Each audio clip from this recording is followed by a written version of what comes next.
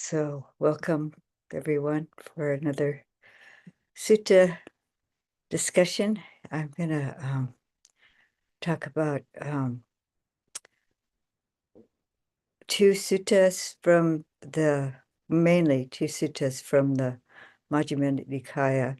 And the main sutta is Majjhima Nikaya 19, middle length discourse number 19, two kinds of thought. And the second one is the Great 40, and they kind of reflect back and forth on one another. So hopefully this helps us expand our understanding of these wonderful teachings. So I'm going to share the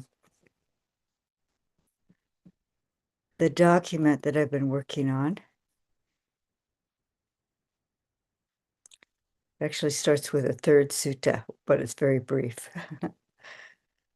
So I'm going to share.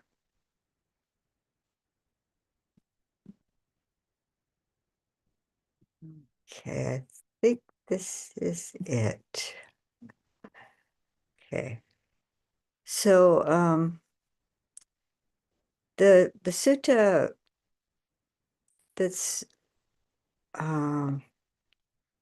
called Two Kinds of Thought really deals with right thought, development of right thought. And this important path factor. It's like central in the sutta, but all the path factors support one another.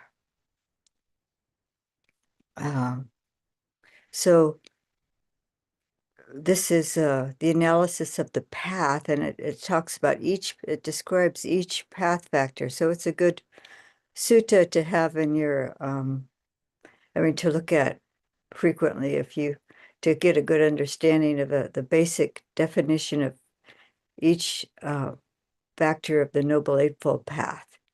And right thought, or Samma Sankappo, is the second path factor. We spoke last week more about Samma Ditti, which is translated as right view or right understanding, but this is more focused on right thought. So the definition in this analysis of the path of Samma Sankappo is the thought of renunciation, goodwill, and harmlessness. So I just wanted to define right thought to start with, and you'll see that it's reflected in the suttas, the main sutta.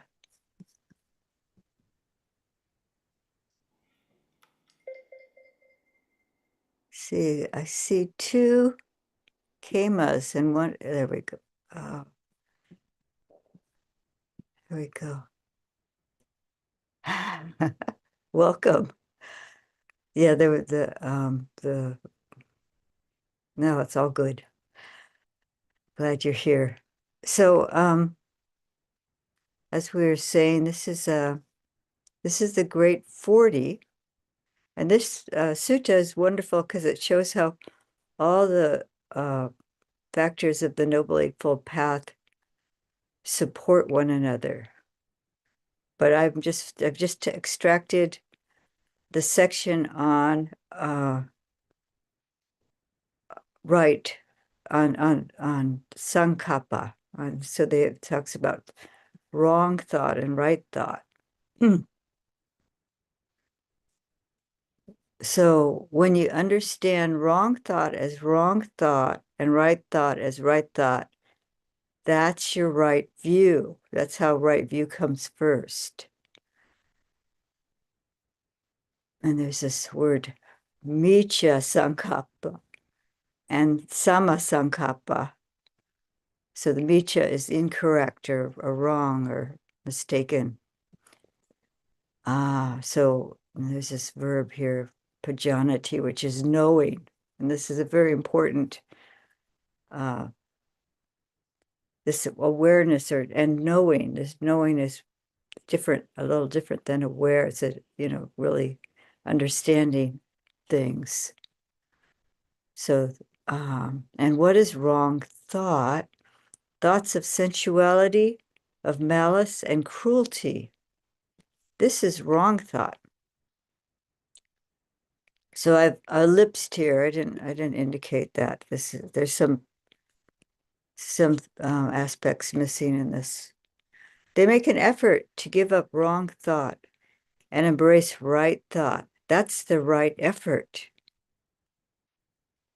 Mindfully, they give up wrong thought and take up right thought. That's the right mindfulness. So these things keep running and circling around right thought, namely right view, right effort, and right mindfulness. So these are really key factors that support all the other path factors. So we have to start out with right view, but our right effort and right mindfulness helps us to develop right thought and to abandon unwholesome or unskillful thinking.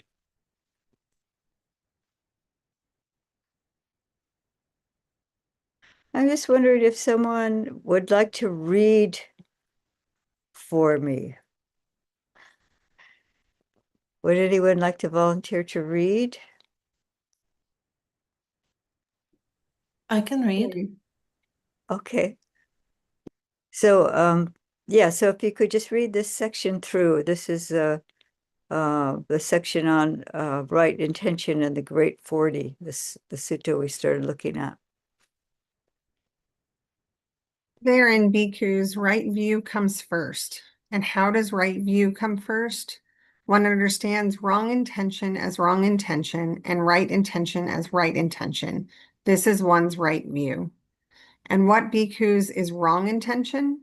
The intention of sensual desire, the intention of ill will, and the intention of cruelty. This is wrong intention. And what, bhikkhus, is right intention? Right intention, I say, is twofold. There is right intention that is affected by taints, partaking of merit, ripening in the acquisitions, and there is right intention that is noble, taintless, supramundane, a factor of the path. And what, bhikkhus, is right intention that is affected by taints, partaking of merit, ripening in the acquisitions? The intention of renunciation, the intention of non-ill will, and the intention of non-cruelty. This is right intention that is affected by the taints, ripening in the acquisitions. And what, bhikkhus, is the right intention that is noble, taintless, supermundane, a factor of the path? The thinking, thought, intention, mental absorption, mental fixity, directing of mind, verbal formation in one whose mind is noble, whose mind is taintless, who possesses the noble path and is developing the noble path. This is right intention that is noble, a factor of the path. One makes an effort to abandon wrong intention and to enter upon right intention. This is one's right effort. Mindfully, one abandons wrong intention. Mindfully, one enters upon and abides in right intention. This is one's right mindfulness. Thus, these three states run and circle around right intention. That is right view, right effort, and right mindfulness. Thank you. So this is Venerable Bhikkhu Bodhi's translation, and he's translated Samma Sankappo as right intention rather than right thought. And right here it says that the right intention is twofold. And it's a saying here that right intention is that is affected by the taints and ripening, partaking of merit and ripening in acquisition. So it's not entirely pure, but it doesn't mean that it's wrong. It doesn't mean that it's so it's still right intention and it's still supportive of, on the path. But as far as final nibbana, it's supportive of it, but it's not what leads us to that.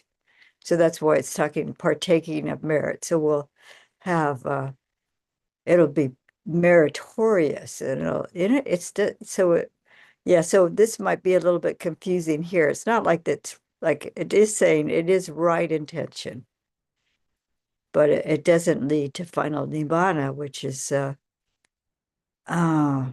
super mundane. So this is more, I guess you could say, more mundane, and this is a super mundane, and this is the factors of absorption or samadhi. So here I have the translation of Samma Sankappa, and a correct intention, right volition, proper thought, and Samma and Sankappa. So you saw there was Miccha Sankappa and Samma Sankappa, the two types of thinking or intention. So I'm going to start with the extract from this sutta. This is the main sutta, the Dvedhāvitakkasutta, the two kinds of thought. And I just took some notes out of the Bhikkhu Bodhi's translation, wisdom publication. Bhikkhus, before my enlightenment, while I was still only an unenlightened bodhisattva, it occurred to me, suppose that I divide my thoughts into two classes. Then I set on one side thoughts of sensual desire, thoughts of ill will, and thoughts of cruelty. So that's the miccha sankappa, the incorrect or wrong thought or intention. And I set on the other side thoughts of renunciation, thoughts of non-ill will, and thoughts of non-cruelty. So here I got the notes of Bodhisattva. The Bodhisattva's twofold division of thought occurred during his 6-year struggle for enlightenment. And Bhante Sujato says that he thinks it's after his austerities when he almost starved himself to death. And when it took some time from when he started to eat again after he, was extreme asceticism. He gave that up and he started practicing the middle way, and then he was able to apply himself to this kind of exertion of mind, actually. So the thoughts of ill will and thoughts of non-cruelty may also be explained positively as thoughts of loving kindness, metta, and thoughts of compassion, karuna. And then I got this from the digital Pali reader. And the bodhisattva, it's in the Theravada tradition, it's different than the Mahayana understanding of what a bodhisattva is. They say bodhisattva, which is the Sanskrit. And when they talk about the bodhisattva, they talk about when they just say the bodhisattva, if you hear somebody mention that, particularly monastics, this is the Buddha before his awakening, and it's literally awakening being. So they're in the process of waking up. And it's Buddha to be being who has vowed to become a Buddha, aspirant Buddha, aspiring to be a Buddha. So that's the second one is more close to the Mahayana, but they have vows of saving all beings and so on. There's a different kind of sense to what a bodhisattva is.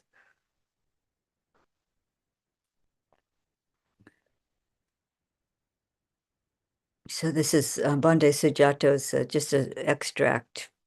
So I assign sensual, malicious, and cruel thoughts to one side. I guess I missed part of it. Oh, to one class.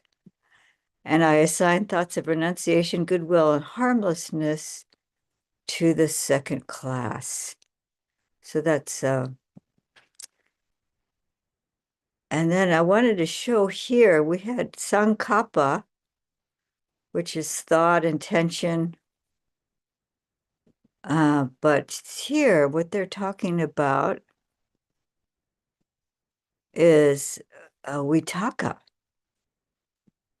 Nekama Vitakka, Abhyapa Da Vitakko, and Ahimsa. Ahimsa is harmlessness, and this is non-ill will.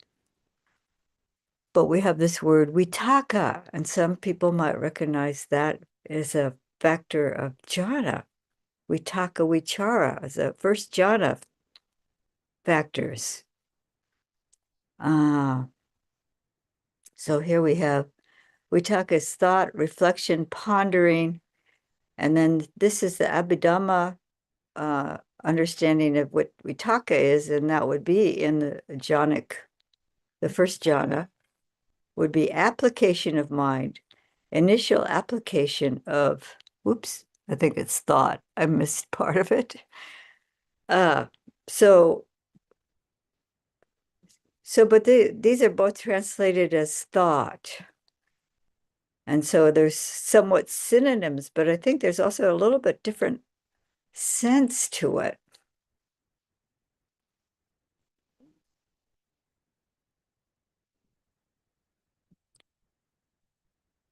So then as I meditated, diligent, keen, and resolute, a sensual thought arose.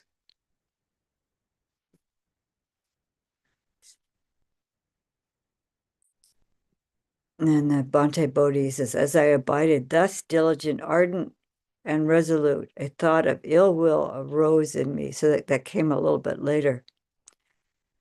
So the Bodhisattva was diligently meditating. And this is what we do. We go to our cushion. We have this great intention to, become peaceful and to maybe gain insight. And then what happens? So the defilements start filtering up. So we're going to go I'm going to go out of the screen share for a moment. And then I'm going to share something different. So,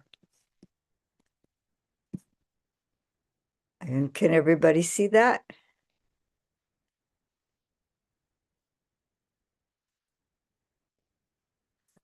Yes. Yes, everyone. Locke, I think you indicated you would be happy to be a reader. Would you be happy to do some reading? Certainly. We could start at paragraph 4 because we've, well, maybe let's start at paragraph 3. That'll give a good round understanding. I have an issue in that the screen photos of us are covering some of the text. Oh, okay. Oops, I just changed out of what I had there. Okay, let's see. Can I do that?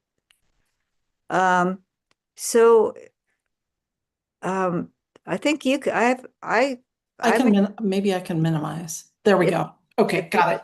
if you move it yourself, because I can only Yes. control mine. My Yeah. I was successful. So Thank you. Great. paragraph 3. Yeah, start on paragraph 3. As I abided thus, diligent, ardent, and resolute, a thought of sensual desire arose in me. I understood thus. This thought of sensual desire has arisen in me. This leads to my own affliction, to others' affliction, and to the affliction of both. It obstructs wisdom, causes difficulty, and leads away from nibbana. When I considered this leads to my own affliction, it subsided in me. When I considered this leads to others' affliction, it subsided in me. When I considered this leads to the affliction of both, it subsided in me. When I considered this obstructs wisdom, causes difficulties, and leads away from nibbana, it subsided in me. Whenever a thought of sensual desire arose in me, I abandoned it, removed it, did away with it. As I abided thus, diligent, ardent, and resolute, a thought of ill will rose in me. A thought of cruelty arose in me. I understood thus. This thought of cruelty has arisen in me. This leads to my own affliction, to others' affliction, and to the affliction of both. It obstructs wisdom, causes difficulties, and leads away from nibbana. When I considered thus, it subsided in me. Whenever a thought of cruelty arose in me, I abandoned it, removed it, did away with it. Yeah, that's a good stopping point right there. Actually, yeah, well, let me go. I'm gonna switch back again. Well, actually, let's just keep reading. I think keep reading the next paragraph. I'll switch when we get to the, or I can read it. It'll be easier, maybe. Bhikkhus, whatever a bhikkhu frequently thinks and ponders upon, that would become the inclination of their mind.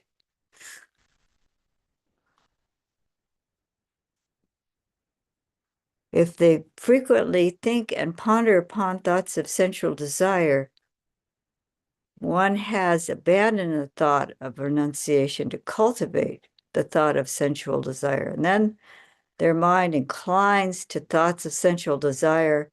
If they frequently think and ponder upon thoughts of ill will, upon thoughts of cruelty, they have abandoned the thought of non-cruelty to cultivate the thought of cruelty. Then their mind inclines to thoughts of cruelty. Just as in the last, could somebody else start reading there at 7? Just as in the last month of the rainy season, in the autumn, when the crops thicken, a cowherd would guard his cows by constantly tapping and poking them on this side and that with a stick to check and curb them. Why is that? Because he sees that he could be flogged, imprisoned, fined, or blamed if he let them stray into the crops. So I too saw in unwholesome states danger, degradation, and defilement, and in wholesome states the blessing of renunciation, the aspect of cleansing. So this is where I think I wanted to stop, and then I'm going to go back to the document because I wanted to talk about, let's see, is that how it works? All right. There may be a way to go without stopping, but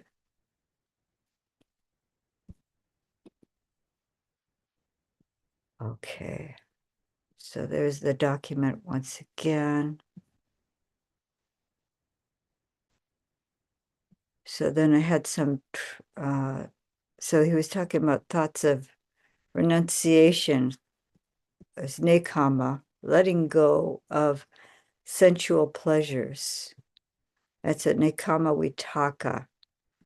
We went over that already. And so I was saying he was meditating, diligent, keen, and resolute, and these thoughts came up.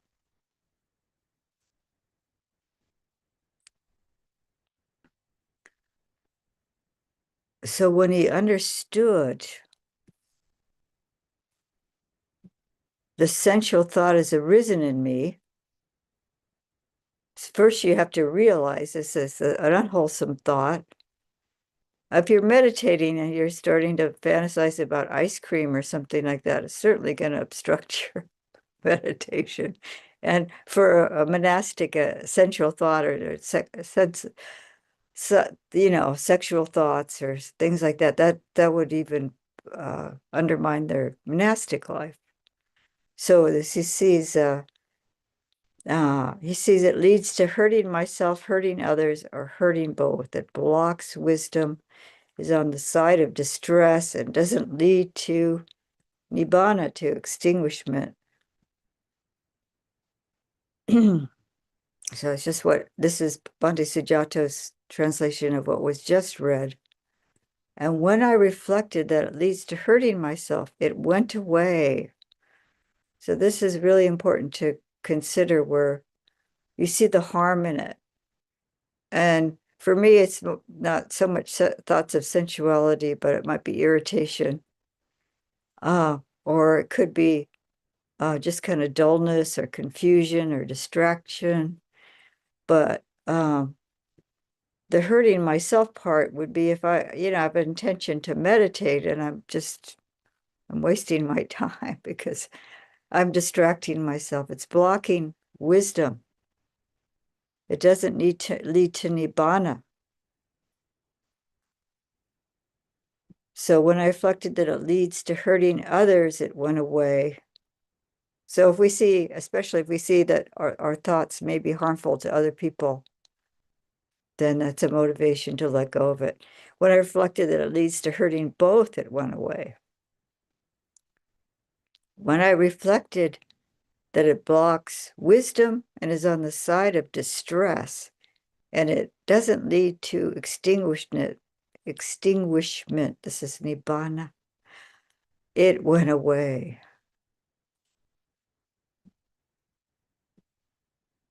So I gave up, got rid of, eliminated any sensual thoughts that arose, or any thoughts of ill will, or any thoughts of cruelty that arose. So he had those two classes, but we can use any of the hindrances, use the scheme of, oh, is this helpful or is this harmful? Is this furthering my development of mind, or is it just a distraction, or there's, causing me distress or anxiety, or if I acted on it, it would be harmful to others, or spoke out of that,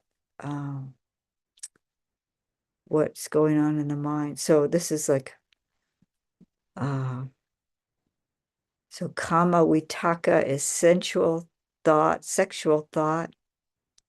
And like I was saying, that for a monk, for a monastic, this could just undermine their monastic life. And panya nirodha, and panya is wisdom. Nirodhika, that's like a cessation. It ceases, it obstructs, it impedes understanding. And then this words atabaya bada, hurting oneself and harm to others, self-affliction. So that was some of the Pali I've pulled out. And then this is really important here. This patisanchika chikanta. Reflecting, considering, discerning.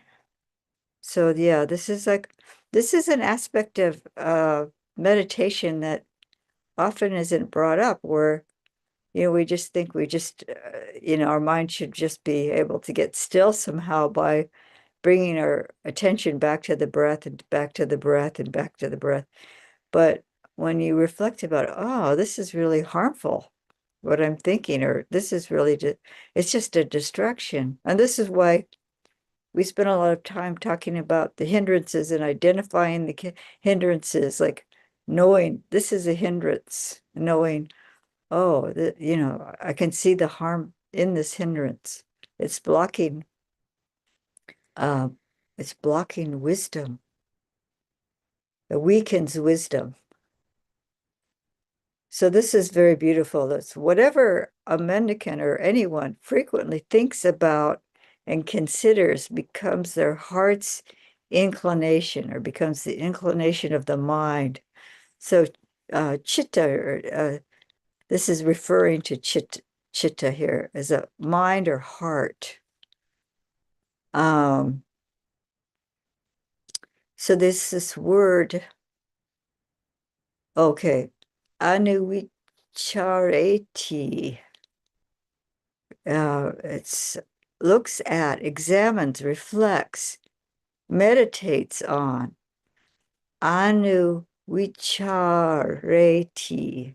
So this is we have vitaka, and here we have vichara.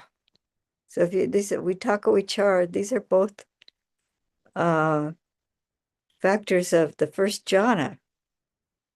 But it's like we're meditating on, if we are we meditating on unwholesome mental states? Are we like obsessing? This would be like like if you're thinking about, I'm going to use something like pizza or ice cream or something like that, and then you're really in your mind imagining it and remembering it and thinking of the aroma of it and where you can get it and things like that. This is like it's really distracting yourself at the least. And then there's this word nati, inclination, tendency, bent, bias. So it's bending towards is literally what this verb is. If they often think about and consider sensual thoughts, they've given up the thought of renunciation to cultivate the sensual thought. Their mind inclines to sensual thoughts. So this is the kama vitaka. And this is bahula, is many, and the manu is, I think, has to do with mind. And then there's the vitaketi, so vitaka, and anu vichareti. So this is vitaka vichara. So it's like you're using it as you're absorbing into the thought of pizza or something. And so, and you've given up the thoughts of renunciation for the thought of sensuality. And then there's here it says chitam namati, chitam namati. And there's this word namati, bends towards, inclines to, veers towards. But then I saw this I got this from the Digital Poly Dictionary, and it's bows down, pays respects, worships. So it's like the mind is like really worshiping something. It's, you get the sense of just totally being obsessed. And then, so too, I saw in the unwholesome states, danger, degradation, and defilement. And in the wholesome states, the blessing of renunciation, the aspect of cleansing. That's quite beautiful. And Bhante Sujato translates that as, in the same way, I saw that unskillful qualities have the drawbacks of sordidness and corruption, and that skillful qualities have the benefit of cleansing power of renunciation. So we can go back to the sutta.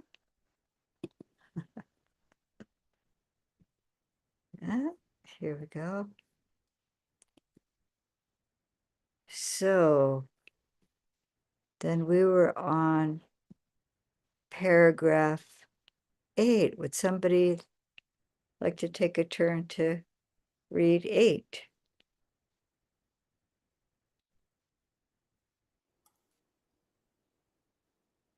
I'll give it a shot. Okay, thank you. Okay.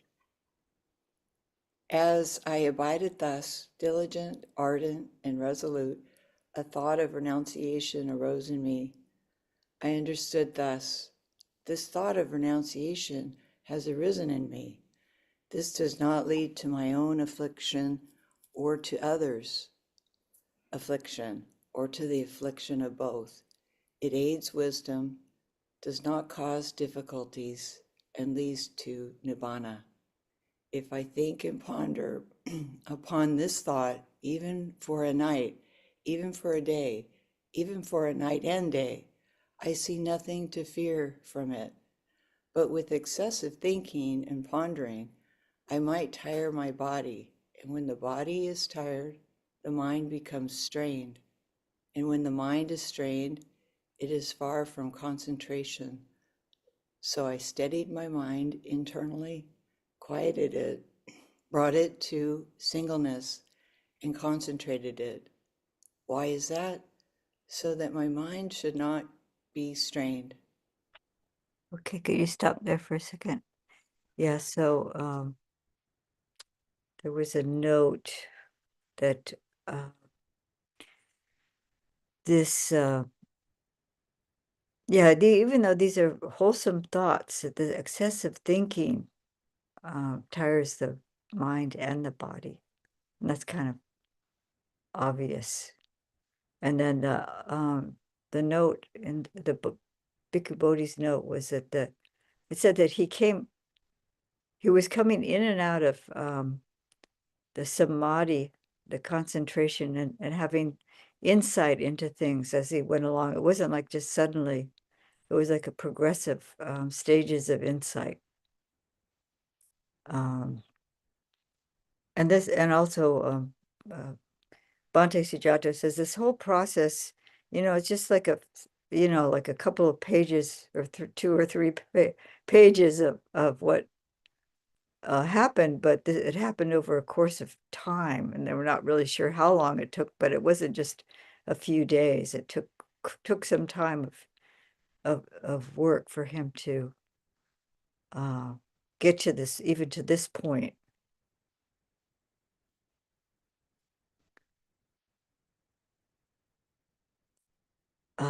Do you want to continue reading, Kema? Yes, thank you. As I abided thus, diligent, ardent, and resolute, I thought of non-ill will. A thought of non-ill will arose in me. A thought of non-cruelty arose in me.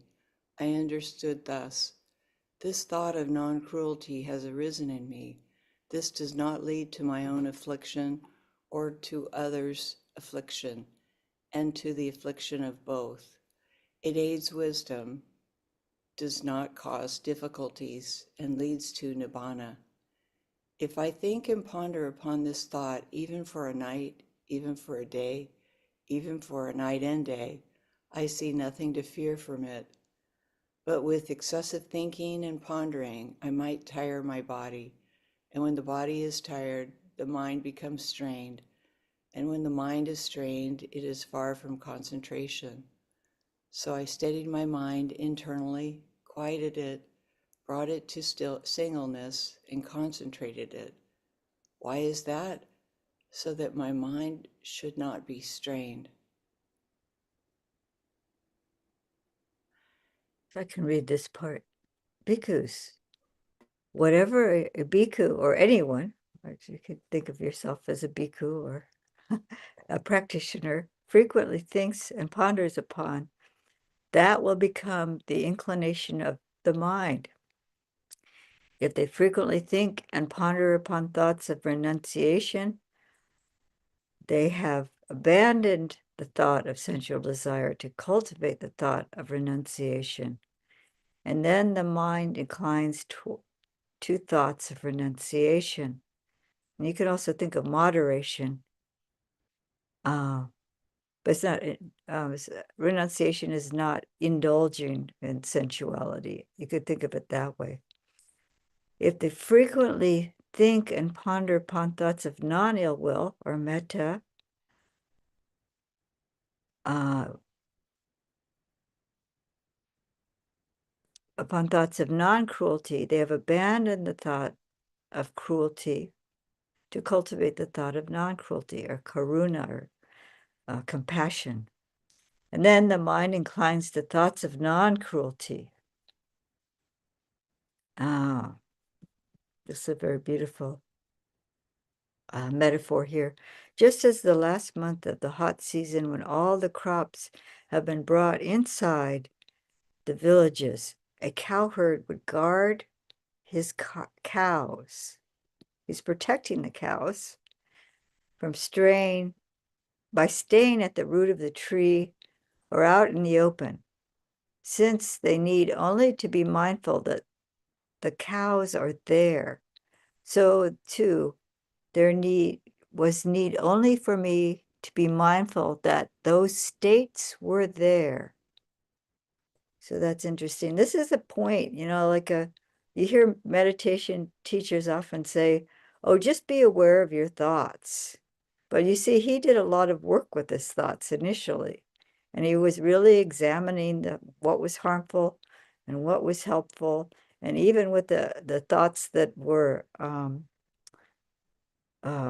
beneficial, he saw that excessive thinking about them was distressing to the mind and the body.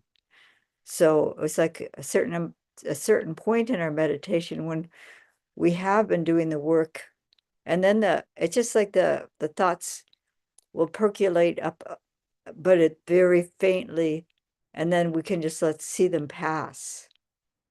And so just being aware that they're there at this point, and then they just pass on their own, because we've already, just maybe a little bit of like, oh, we see a unwholesome mental state just starting to uh, condense or something like that, and then we just let it dissipate.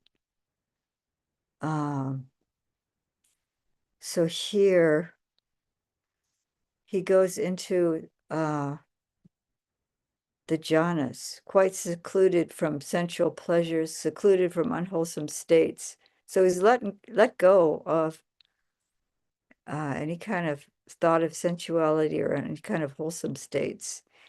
And then he's able to enter and abide in the first jhana.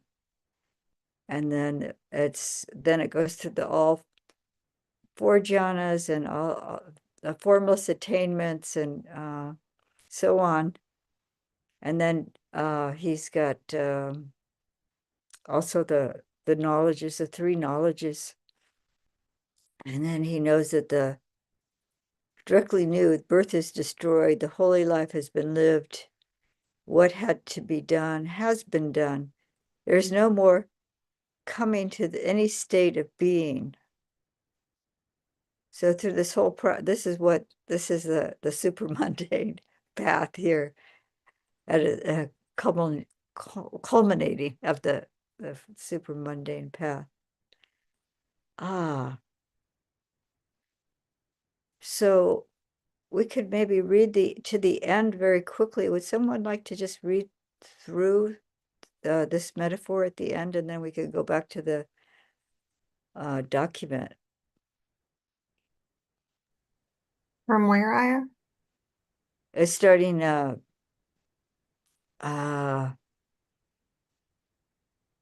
you could okay, let me read it. This was the third true knowledge attained by me in the last watch of the night. Ignorance was banished and true knowledge arose. Darkness was banished and light arose, as happens in one who abides diligent, ardent, and resolute. So it's starting at 25. Okay. And where do you want me to read through to? I'll just tell me when. to the end. Yeah, just read to the end. Okay. Suppose, bhikkhus, that in a wooded range there was a great low-lying marsh near which a large herd of deer lived. Then a man appeared, desiring their ruin, harm, and bondage, and he closed off the safe and good path to be traveled joyfully, and he opened up a false path, and he put out a decoy and set up a dummy, so that the large herd of deer might later come upon calamity, disaster, and loss. But another man came desiring their good, welfare, and protection, and he reopened the safe and good path that led to their happiness, and he closed off the false path, and he removed the decoy and destroyed the dummy, so that the large herd of deer might later come to growth, increase, and fulfillment. Bhikkhus, I have given this simile in order to convey a meaning. This is the meaning. The great low-lying marsh is a term for sensual pleasures. The large herd of deer is a term for beings. This man desiring their ruin, harm, and bondage is a term for Mara, the evil one. The false path is a term for the wrong eightfold path. That is wrong view, wrong intention, wrong speech, wrong action, wrong livelihood, wrong effort, wrong mindfulness, and wrong concentration. The decoy is a term for delight and lust. The dummy is a term for ignorance. The man desiring their good welfare and protection is a term for the Tathagata, accomplished and fully enlightened. The safe and good path to be traveled joyfully is a term for the noble eightfold path. That is right view, right intention, right speech, right action, right livelihood, right effort, right mindfulness, and right concentration. So, bhikkhus, the safe and good path to be traveled joyfully has been reopened by me. The wrong path has been closed off, the decoy removed, the dummy destroyed. What should be done for his disciples out of compassion by a teacher who seeks their welfare and has compassion for them, that I have done for you, bhikkhus. These are the roots of trees, these empty huts. Meditate, bhikkhus, do not delay, or else you will regret it later. This is our instruction to you. This is what the Blessed One said. The bhikkhus were satisfied and delighted in the Blessed One's words. Sadhu, sadhu, sadhu. So I'm just going to share briefly, so then we can have time for discussion, but that's it.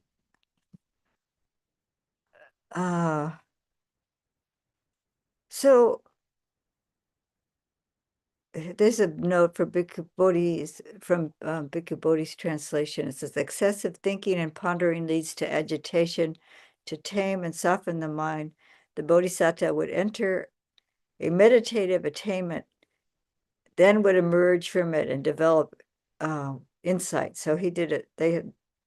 This is in the commentary. The commentary is saying it was done stage by stage. It wasn't just a sudden awakening, that he was developing insight as he was going along. And this is the very beginning of the sutta, the Great 40. And say, what is noble right immersion with its vital conditions and its prerequisites? And the prerequisites are right view, right thought, right speech, right action, right livelihood, right effort, and right mindfulness. Unification of mind with these 7 factors as prerequisites is what is called noble right immersion, with its vital conditions and also with its prerequisites. So all of the 7 of the other Noble Eightfold Paths support right immersion, which was right. We're seeing mostly that he was working with the Samma Sankappo, right thought. But the reason why there's the importance of Samma Samadhi is that right immersion produces right knowledge produces right freedom. So that's what he had attained in the sutta that we were just focusing on. So I just wanted to offer that for your consideration. I'm going to stop the screen share and open it up for questions, discussion. Does anyone have something they would like to share or ask?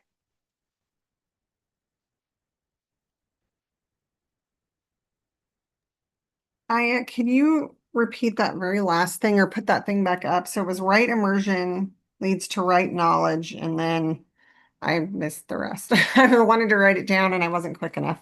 Oh, okay. I can share it. I can share. I learned how to do that in kindergarten. Let's see. If I can find. There we go. Oh, yeah. So if you go to also, I encourage you to go on to Sutta Central. This is it towards the end, but yeah, I did extract it. You have to know what you're looking for too. So it's right immersion produces right knowledge. Right knowledge produces right freedom. So this is like these 2 factors here. These are the the last, actually, you have the Noble Eightfold Path, but the Arahant possesses 10. And this right knowledge, it's samajnana. And then there's sama vimutti. Vimutti is freedom, and jnana is knowledge. Thank you. Yeah. So that's, and you'll see vimutti and jnana in compound words. If you're interested in the Pali. And here's this sama samadhi. And this pahoti, I think, produces sama jnanasa. And sama vimutti pahoti is produced by, yeah, so the knowledge and freedom that comes with arahantship. But I think we get knowledge and freedom gradually as we go along. But this is the final knowledge and final freedom.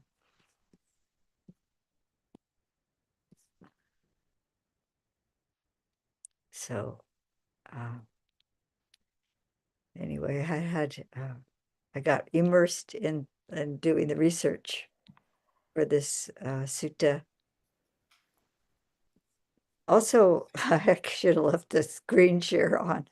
I can flip to it for myself though to read. It says there's another sutta. It says, when right view is developed and cultivated, it culminates with the removal of greed, hate, and delusion. And then the same as when right thought is developed and cultivated, it culminates in the removal of greed, hate, and delusion. So this, all the path factors culminate in the complete freedom from greed, hate, and delusion. So this is what we're free from. I'd like to clarify, please. Right immersion, is that the same as the Eightfold Path? No, it's one of the path factors. It's sama samadhi. Right immersion is Oh, right.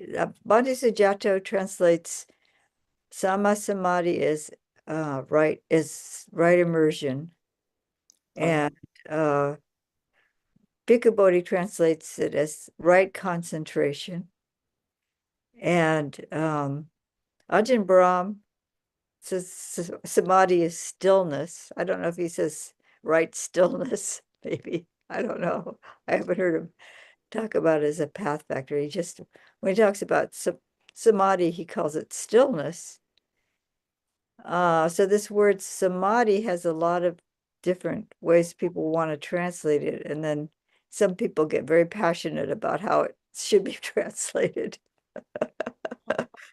because they don't want to confuse people of what you're actually doing or what's actually happens or what actually occurs. with that,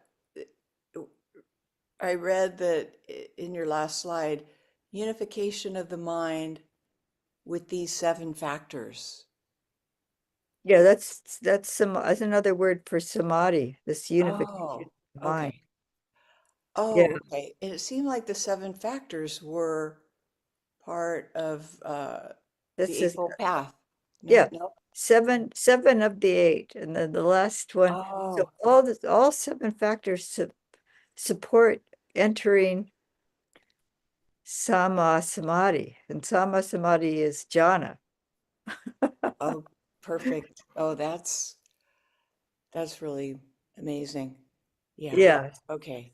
so I was trying to bring that out. And that book, that Sutta, the Great 40, deserves like maybe 2 or more sutta discussions because it's a deep sutta. And because it's discussing, just like this sutta is discussing ways to the culmination of the path, but it's more focused on right thought, the two kinds of thought. It's abandoning the unwholesome. But as you can see, like I was bringing in, that there has to be right view, right mindfulness, right effort in order for there to be the cultivation of right thought, the abandoning of the unwholesome, and the cultivation of the wholesome. So that's it. In the Great 40, it says these three factors run around or circle around right thought. And so you need to not just be focusing on one factor. They all are mutually supportive. And like the other factors that aren't mentioned, like right speech, right livelihood. Is that the only? Okay, so we had right view, right effort, right mindfulness, right thought, and then it culminates in sama samadhi. So that's five. And then you have right speech, right livelihood. I'm missing one somewhere. What am I missing? Did I say them all?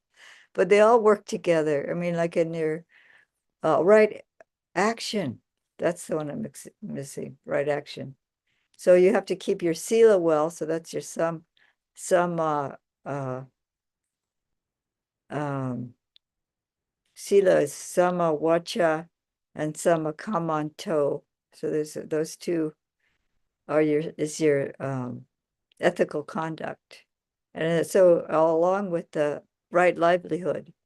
So you have to be, if you're not keeping your sila, you're not keeping your ethical conduct well, then the rest of it's going to go, you're not going to, it's not going to be, you're not going to have success on the path. So they're all there. All 8 factors are there. But the suttas will focus on one or another, go deeper into it, one or how several work together.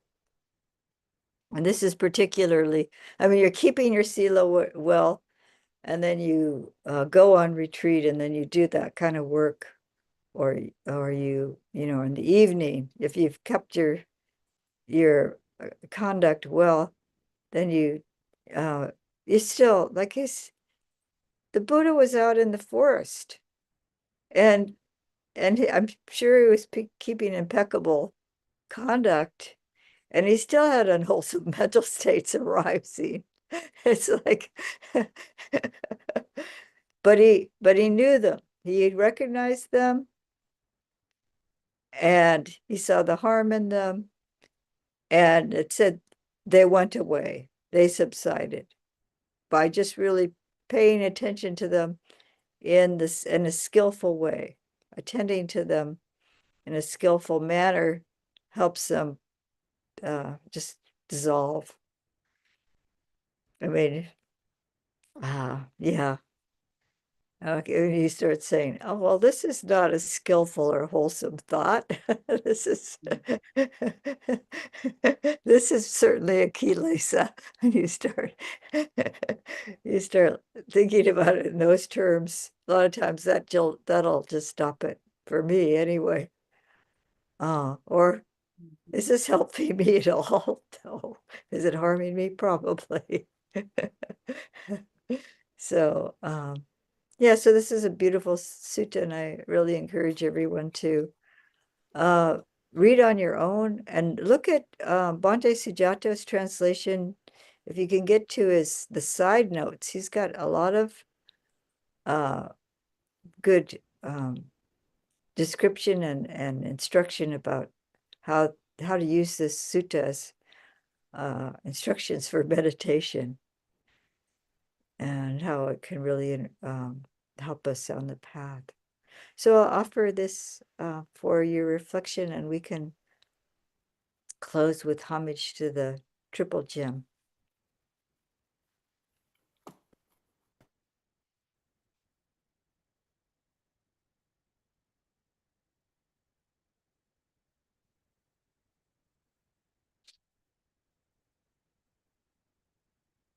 Araham Sama Sambuddho Bhagawa Bhutam Bhagavantam Abhivademi.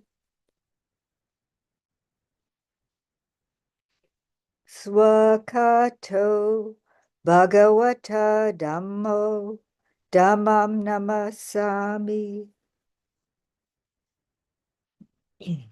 Supatipanno Bhagavato Sawaka Sangho Sangham Namami.